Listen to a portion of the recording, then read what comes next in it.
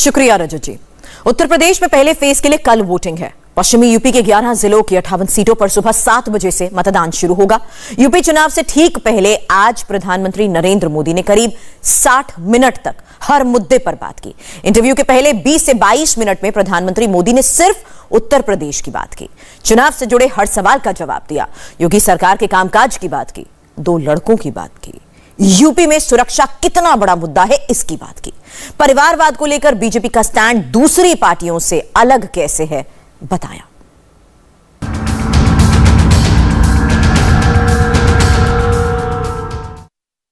प्रधानमंत्री जी, एएनआई के साथ बात करने के लिए धन्यवाद। नमस्कार। 5 राज्यों में चुनाव शुरू हो रहे हैं, तो आपने जमकर कैंपेनिंग की है, तो आपको कहीं पर लगा कि बीजेपी के खिलाफ कोई एंटी इनकम्बेंसी सेंटिमेंट या कुछ ऐसे वेव कुछ लगा आपको? वैसे चुनाव घोषित होने के बाद मैं किसी राज्य का दौरा नहीं कर पाया हूं, क्योंकि इलेक्शन कमीशन ने कुछ मर्यादाएं रखी थी और मेरा प्रयास रहता है कि मैं मर्यादाओं का पालन करूं। लेकिन वर्चुअली मुझे बीच बीच में कार्यकर्ताओं से बातचीत करने का अवसर मिला है। चुनाव का समय हो या न हो, भारतीय जनता पार्टी संगठन में हो या सरकार में हो, हम हमेशा जनता जनार्दन की सेवा में लगे रहते हैं। और जब सरकार में होते हैं तो बहुत अधिक तीव्रता से, अधिक विस्तार से सबका साथ, सबका विकास, इस मूल मंत्र को लेकर के जी जान से जुटे रहते हैं। और मैं इस चुनाव में भी सभी राज्यों में देख रहा हूं कि भारतीय जनता पार्टी के प्रति लहर है। भारी बहुमत से भारतीय जनता पार्टी जीतेगी और भारतीय जनता पार्टी को सेवा करने का मौका इन सभी 5 राज्यों की जनता देगी। और ये भी सही है कि जिन राज्यों में हमें सेवा करने का मौका मिला है, उन्होंने हमें परखा है, हमारे काम को देखा है और उसका परिणाम होगा। पहले के जमाने में पॉलिटिकल फील्ड में एनालिसिस करते समय एक शब्द पॉपुलर हो चुका है, एंटी इनकम्बेंसी। मैं समझता हूं कि हमारे देश में वक्त बदला, लेकिन कभी कभी टर्मिनोलॉजी नहीं बदली।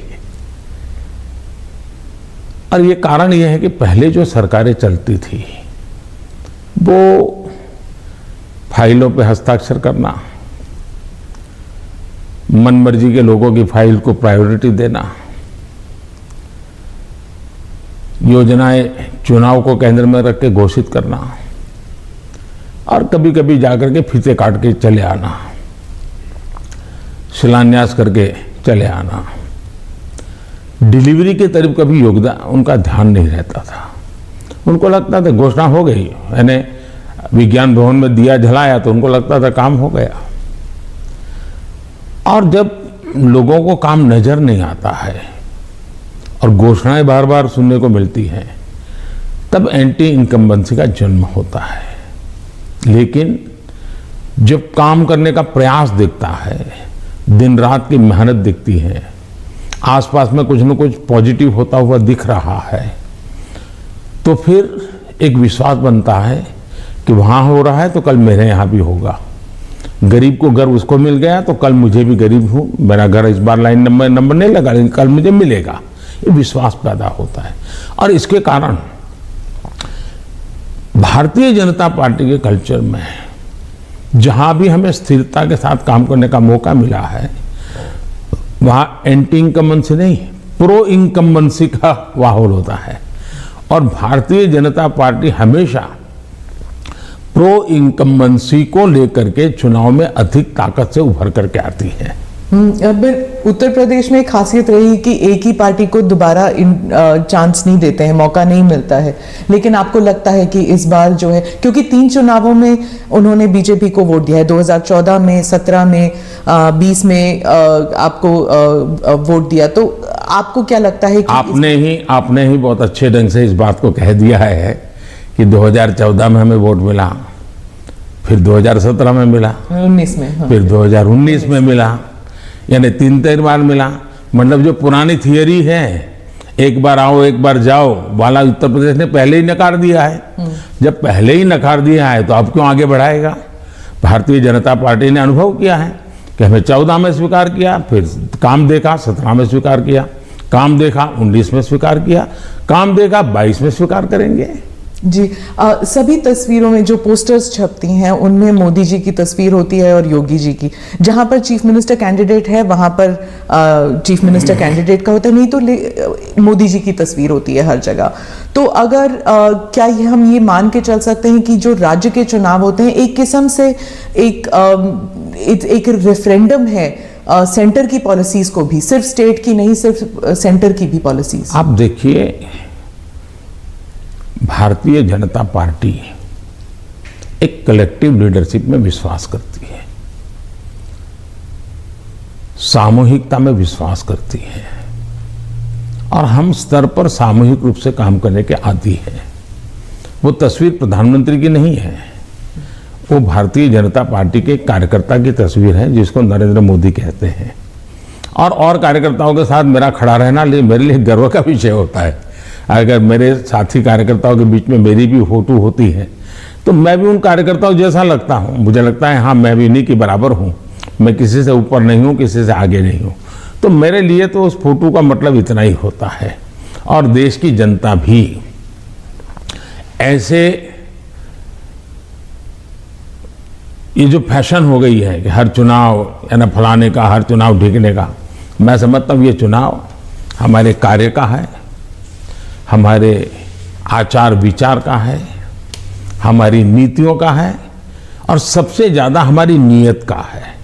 और मैं मानता हूं देश उसको समर्थन कर रहा है। तो अगर पार्टी जीतती है इलेक्शन में तो बीजेपी कहती है ये मोदी की जीत है, तो अगर हारती है तो क्या आप इसको एक कभी कभी पर्सनल भी लेते हैं कि, और क्या मंथन चलता है पार्टी में आप बाकी लीडर्स के साथ बैठ के कि गलती कहाँ पे हुई और कहाँ पे हमको रोल बैक करना चाहिए या गलतियां सही करनी चाहिए? आपने बहुत सही सवाल पूछा है। भारतीय जनता पार्टी, हम चुनाव हार करके ही जीतने लगे हैं। हमने बहुत पराजय देखे हैं, जमानतें जब्त होती देखी है। मैं तो तब राजनीति में नहीं था, लेकिन एक बार मैंने देखा कि चुनाव में ये जनसंघ था, उस समय शायद दीपक निशान था उनका, और कहीं मिठाई बांट रहे थे। तो हमने सुना ये मिठाई क्यों बांट रहे, तो सब हार गए। तो बताया साहब हमारे 3 लोगों की जमानत बच गई है इसलिए हम मिठाई बांट रहे हैं। उस जमाने से हम लोग गुजरे हुए लोग हैं, और इसलिए जय और पराजय दोनों हमने देखा है। हम जब विजयी होते हैं तो हमारी कोशिश ये है कि हम ज्यादा से ज्यादा जमीन से जुड़े, जमीन के साथ जितना गहरा नाता बनता जाए हम बनाएं। हम जब चुनाव जीतते हैं तो हम लोगों के दिल जीतने के काम में कभी कमी नहीं आने देते।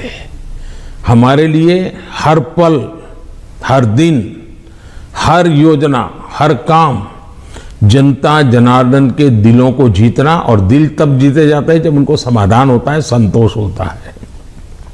तो हम हमारी शक्ति उसी में लगाते हैं, और हम बहुत कॉन्शियसली प्रयास करते हैं कि जीत हमारे सर पे न चढ़ जाए, हमारे दिमाग में वो सवार न हो जाए, और इसलिए हम धरती पर रहते हैं। जहाँ तक पराजय का सवाल है, हम पराजय में भी आशा को खोजते रहते हैं। हम निराशा में डूब करके इसने किया उसने किया, इसको वो ये करो डिकना करो फलाना करो, इस चक्कर में नहीं पड़ते। हम सोचते हैं कि सामने वाले की रणनीति क्या थी, उसके तौर तरीके क्या थे, वो लोगों को गुमराह करने में क्यों सफल हुआ, हमारी बात को हम कैसे पहुंचाएंगे। हम औरों का भी अभ्यास करते हैं, हमारा भी अभ्यास करते हैं, हम स्थितियों का भी अभ्यास करते हैं, हम उस प्रकार के योजनाओं का भी अभ्यास करते हैं और फिर हम आगे की रणनीति बनाते हैं। हम हर चुनाव से सीखते हैं, चुनाव जय का हो या चुनाव पराजय का हो। हमारे लिए चुनाव एक प्रकार से ओपन यूनिवर्सिटी है, जिसमें हम नए रिक्रूटमेंट के लिए अवसर भी मिलता है और अपने आप को तराशने का भी अवसर मिलता है। तो हम चुनाव को एक प्रकार से हमारा एजुकेशन का पीरियड मानते हैं। आप योजनाओं की बात कर रहे थे। अखिलेश जी कहते हैं कि उत्तर प्रदेश में कोई योजनाएं आपकी नहीं थी, माने बीजेपी की नहीं थी, वो उनकी अपनी योजनाएं हैं। आप अपनी जामा पहनाते हैं और आप अपनी उपलब्धि बताते हैं उसे। मुझे बहुत आनंद होता है जब ये सुनता हूं तो। योगी जी की इतनी मेहनत और इतनी सफल योजना, उसको साकार करना और उसको कभी कोई एनकैश करने के लिए इधर उधर की बातें करता है, तो मैं उसमें से एक अर्थ ये निकालता हूं कि योगी जी की ये योजना इतनी अद्भुत है, असंभव को उन्होंने संभव करके दिया है, तभी जाकर के विरोधी भी उसको कैश करने के लिए मैदान में उतर पड़े हैं। वरना विरोधी विरोध करता, कैश करने के लिए मैदान में उतरा है, मतलब योजना अच्छी है, योजना सफल है और सफल तरीके से समय सीमा में उसको पूरा किया है।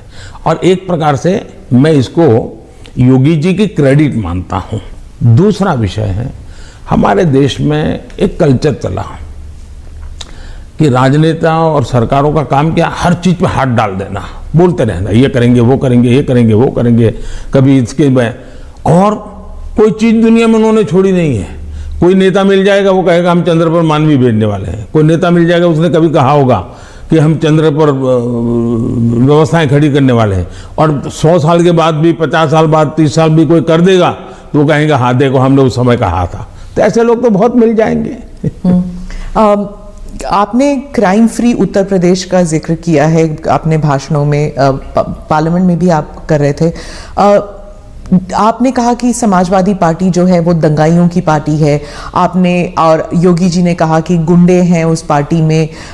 तो क्या आप, और समाजवादी पार्टी कहती है कि उनकी खामियां हैं और इसलिए वो हम पर एलिगेशंस करते हैं। क्या आप ये आप कैटेगोरिकली कह सकते हैं कि यूपी जो है वो क्राइम फ्री की तरफ बढ़ रही है और ये हो सकता है, संभव है?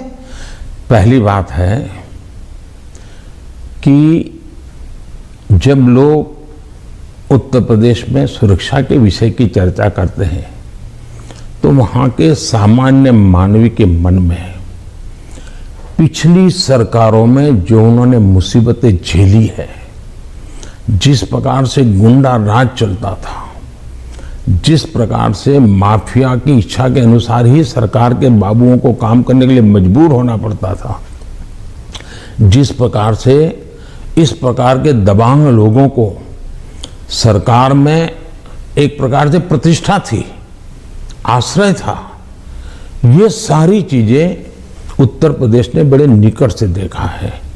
बहन बेटी घर के बाहर नहीं निकल पाती थी, ये उत्तर प्रदेश ने देखा है। आज उत्तर प्रदेश की बेटी कह रही है कि मैं शाम को अंधेरा होने के बाद भी अगर कहीं काम है तो जा सकती हूँ। ये जो विश्वास पैदा हुआ है वो मैं समझता हूँ सुरक्षा के लिए बहुत जरूरी है। और ये तब हुआ है, उत्तर प्रदेश में एक समय था गुंडे जो चाहे वो कर सकते थे। आज स्थिति ये है कि उनको हाथ जोड़ के कहना पड़ता है कि यहाँ बाहर मुझे रहना नहीं है, तो मुझे जेल में ही रखो ताकि वहाँ थोड़ी बहुत तो मेरी जिंदगी बच जाएगी, क्योंकि मेरे पाप। और हर कोई सरेंडर कर रहा है। बहुत से लोग हो सकता है सही रास्ते पर भी आ जाएंगे, जब देखेंगे कि भाई अच्छे रास्ते से भी जीवन जिया जा सकता है तो हो सकता है अच्छे रास्ते पर आ जाएंगे। लेकिन योगी जी ने सुरक्षा को प्राथमिकता दी है, कोई कॉम्प्रोमाइज नहीं किया है, कुछ लोगों को उसके कारण तकलीफ हो रही क्योंकि उनका कारोबार वही था। आज खास करके माताओं बहनों को जो सुरक्षा मिली है ये बहुत ही महत्वपूर्ण है। अब आप देखिए इतना बड़ा कुंभ का मेला हुआ, यानी हमारे देश में हुए कुंभ के मेलों में सबसे बड़ा कुंभ का मेला योगी जी के कालखंड में हुआ। करोड़ों की तादाद में लोग आए, कोई कानून व्यवस्था की समस्या नहीं हुई, कहीं चोरी की भी खबरें नहीं आई, जेब कतरे की खबर नहीं आई। ये किसी भी समाज को संतोष देने वाला विषय है, ये गौरव करने वाला विषय है। और हिंदुस्तान में अगर सुरक्षा को प्राथमिकता दी जाए तो बुरा क्या है? नहीं, बुरा नहीं। जैसे सुरक्षा की बात चल रही है तो वो कहते हैं कि वहां पर एक जुडिशियल प्रोसेस नहीं है, ठोकों की राजनीति चलती है। अगर योगी सरकार ने डिसाइड कर लिया कि फला जो है वो गुंडा है या उसका कारोबार जो है उसमें कोई डाउट है तो उसको जेल में डाल दो, मतलब एक जुडिशियल प्रोसेस नहीं है, वो कहते हैं। देखिए, हिंदुस्तान की जुडिशरी वाइब्रेंट है, हिंदुस्तान की जुडिशरी बहुत ही सक्रिय है और कभी कभी तो प्रोएक्टिव है। अगर ऐसा कुछ भी हुआ होता तो हिंदुस्तान की जुडिशरी ने जरूर कदम उठाए होते और पीआईएल करने वालों की कमी नहीं है हमारे देश में। ऐसी बहुत बड़ी जमात है जिनकी रोजी रोटी पीआईएल पर है, तो वो तो तुरंत पहुंच जाते हैं, लेकिन ऐसा कुछ नहीं हो रहा है। मतलब वो न्यायिक प्रक्रिया के आधार पर काम करते हैं। पर जैसे लखीमपुर खेरी का इंसिडेंट हुआ था और वो टेनी अभी भी जो हैं वो he still an important person BJP के लिए, तो ऐसे कई इंसिडेंट्स हैं उसको लेकर जो वहाँ पर जो समाजवादी पार्टी है it has been successful in saying कि अगर कोई बीजेपी के साथ है तो वह वाइट वॉश हो जाते हैं उनके सारे क्राइम्स। मैं यही तो कह रहा हूँ कि सुप्रीम कोर्ट जो कमेटी बनाना चाहती थी राज्य सरकार ने सहमति दी, सुप्रीम कोर्ट जिस जज के नेतृत्व में तपास करना चाहती थी राज्य सरकार ने सहमति दी। राज्य सरकार ट्रांसपेरेंसी से काम कर रही है, तभी तो सुप्रीम कोर्ट की इच्छा के अनुसार सारे निर्णय करती है। समाजवाद के बारे में आपने कहा कि जो समाजवादी पार्टी है ये फेक सोशलिस्ट हैं, नकली सोशलिस्ट हैं, तो समाजवादी है कौन फिर उत्तर प्रदेश में? क्योंकि अर्थशास्त्री कहते हैं कि बीजेपी जो है वो पहले इकोनॉमिक पॉलिसीज में राइटिस्ट थी, फिर वो सेंट्रिस्ट हो गई, अब वही समाजवाद बन गए हैं।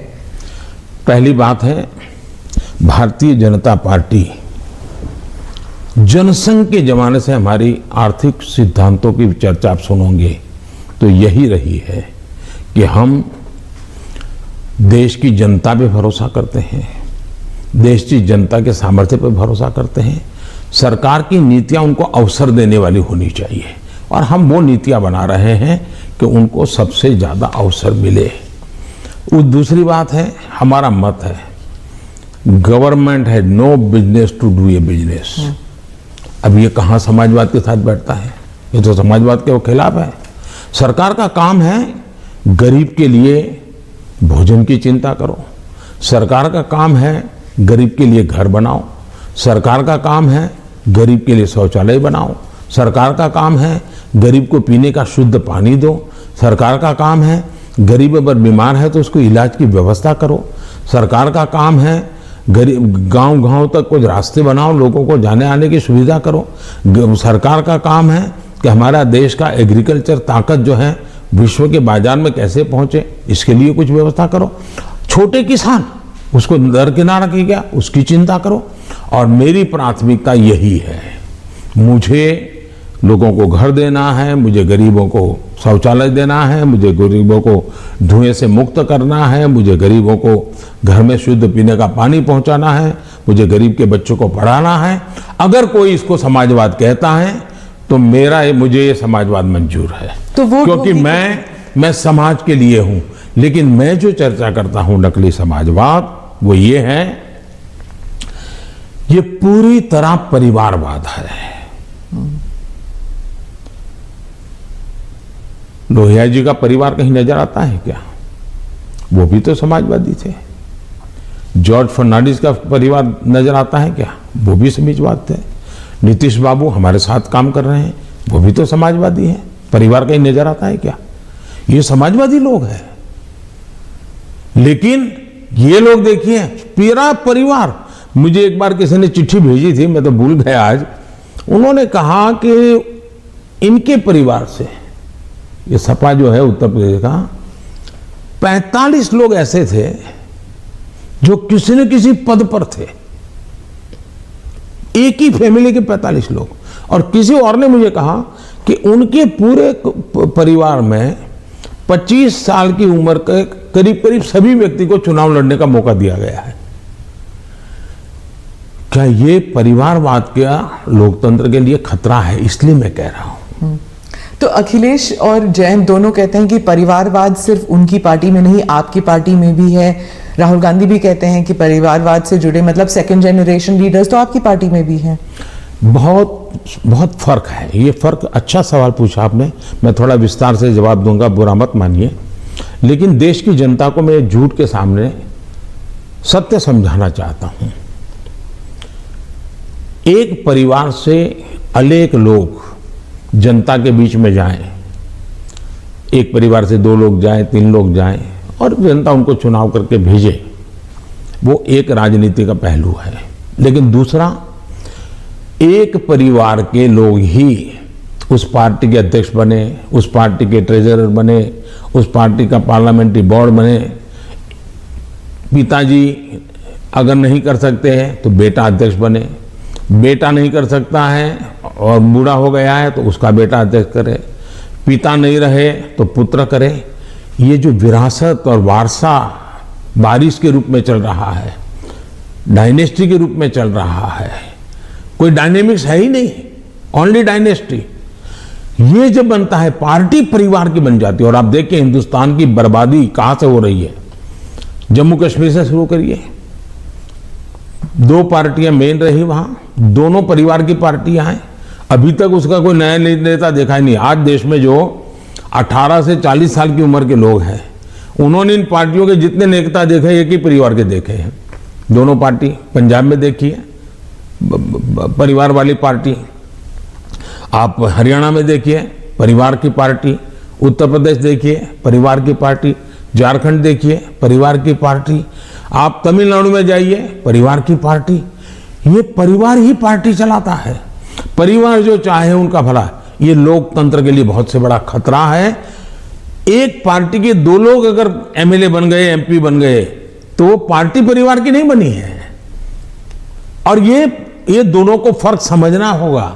कोई ऐसा कह करके इतने बड़े पाप से भाग जाए, ये नहीं चल सकता है। और मेरा मत है, परिवारवादी पार्टियां लोकतंत्र का सबसे बड़ा दुश्मन है, क्योंकि लोकतंत्र के मूलभूत सिद्धांतों को ही वो नकारता है। दूसरा, जब परिवारवादी राजनीति चलती है, परिवार ही सर्वोपरि होता है। परिवार को बचाओ, पार्टी बचे या न बचे, परिवार को बचाओ, देश बचे या न बचे, ये जब होता है तब सबसे पहले कैजुअलिटी कौन सी होती है? परिवारवादी राजनीति में कैजुअलिटी कौन सी होती है? बेटा जैसा भी होगा लेकिन वही अगला अध्यक्ष बनेगा। तब सबसे बड़ी कैजुअलिटी टैलेंट की होती है। और सार्वजनिक जीवन में जितनी ज्यादा अधिक टैलेंट आए बहुत जरूरी है। इसलिए राजनीतिक दलों का लोकतांत्रिकरण ये बहुत आवश्यक है। परिवारवादी पार्टियां नए अच्छे नौजवानों को राजनीति से आने से रोकते हैं। मान लीजिए कोई नौजवान है जिसको भारतीय जनता पार्टी में नहीं जाना है, लेकिन बाकी कहीं पर उसको जगह ही नहीं है, कहां जाएगा? क्योंकि बाकी में तो है भाई उसके परिवार का मैं नहीं हूं, तो थोड़े दिन तो मेरा उपयोग होगा, बाद में मुझे फेंक देंगे। मैं उनके काम आऊंगा तब तो चलूंगा, लेकिन मैं राज्य की भलाई के लिए काम करूंगा तो मैं नहीं चलूंगा। सब नौजवान डर रहे हैं सार्वजनिक जीवन में आने से। भारतीय जनता पार्टी को आ रहे हैं तो लोगों को लगता है कि भारतीय जनता पार्टी क्यों बढ़ रही है, क्योंकि लोकतांत्रिक तरीके से चल रही है। इंडिया टीवी हर वक्त हर जगह डाउनलोड करने के लिए सर्च करें India TV news Google play store या ऐप स्टोर पर।